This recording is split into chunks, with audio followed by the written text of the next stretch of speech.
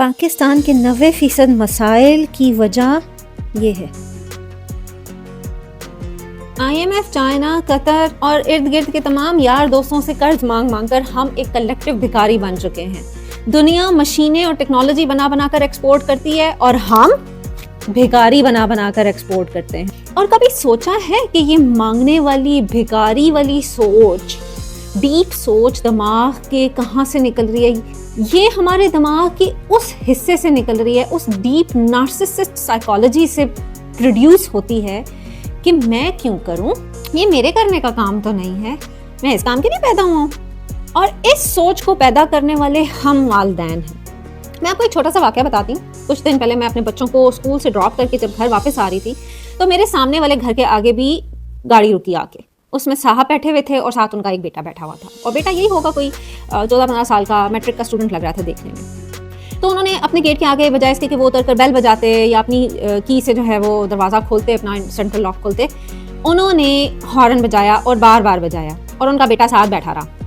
جتنی دیر میں اپنا گیٹ کھول کر گاڑی اندر لے کر گئی تو میں نے یہ دیکھا کہ ان کی میڈ آئی ہے اور اس نے آ کر گیٹ کھولا ہے، صاحب گاڑی اندر لے گئے ہیں اور بیٹا جو ہے وہ اسی طرح اترا ہے اور اندر چلا گیا، اور میڈ نے جو ہے وہ ڈگی سے سامان وغیرہ نکالا ہے اور وہ سامان اندر لے کر گئی ہے۔ تو دیٹ گاٹ می تھنکنگ کہ ان حضرت نے اپنے بیٹے کو صاحب بناتے بناتے ناکارہ بنا دیا ہے۔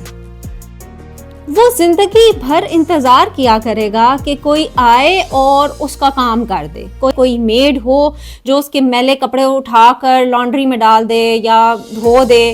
وہ لڑکا، وہ بیٹا، وہ بڑا ہوگا تو جب اس کی شادی ہوگی تو وہ بیوی کو بھی ایک میڈ سمجھے گا اور اپنے چھوٹے چھوٹے کام کہ تولیہ جو ہے وہ اٹھا کر ٹاول سٹینڈ پہ ڈالنا یا اپنے جوتوں کو خود پالش کرنا یا اپنی ساکس کو خود سمیٹنا، وہ ایسے چھوٹے کاموں کا بوجھ بھی اپنی بیوی کے اوپر ڈالے گا، یہ سوچ کے کہ یہ میرے کرنے کا کام نہیں ہے، یہ اس بیوی کا کرنے کا کام ہے۔ جب وہ پروفیشنل لائف میں انٹر ہوگا، دفتر جائے گا تو دفتر کی لائٹس اور اے سی اور پنکھے وغیرہ کو بادر نہیں کرے گا، چل رہا ہے تو چلنے دو، میرا کام تو نہیں ہے، چپڑاسی کا کام ہے۔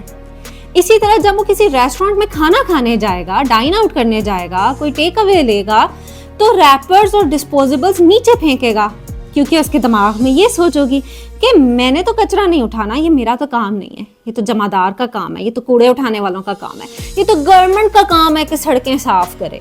اور جب وہ گھر میں کھانا کھائے گا تو اس کو کوئی فکر نہیں ہوگی، وہ کھانا کھائے گا اور ڈائننگ ٹیبل سے اٹھ جائے گا، برتن کون اٹھائے گا؟ یا اس کی بیوی اٹھائے گی یا اس کے بچے اٹھائیں گے۔ کیوں؟ کیونکہ وہ یہی سوچ ہوگی کہ میں کیوں کروں، یہ میرے کرنے کا کام تو نہیں ہے، میں اس کام کے لیے تو پیدا نہیں ہوا۔ اور پتہ نہیں یہ ان محتاج نما، نوکر نما صاحبوں نے ہمیں کون سی ترقی دینی ہے، ہمارے مستقبل میں کیا کرنا ہے ان صاحبوں نے۔ پھر یہی حال ہونا تھا۔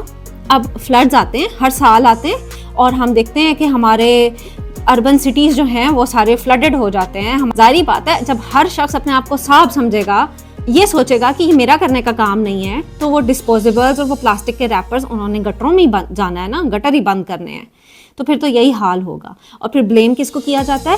گورنمنٹ کو۔ گورنمنٹ نے کچھ نہیں کیا، گورنمنٹ کرپٹ ہے، گورنمنٹ بری ہے، گورنمنٹ کو صفائی کرنی چاہیے تھی، گورنمنٹ کا انتظام درست نہیں ہے، گورنمنٹ کی گورننس اچھی نہیں ہے۔ So I am just asking you, کیا آپ کی گورننس اچھی ہے؟ کیا آپ کی تربیت اتنی ہے کہ آپ نے بچوں کو یہ چیزیں سکھائی ہوں کہ اپنے ریپرز باہر نہیں پھینکنے؟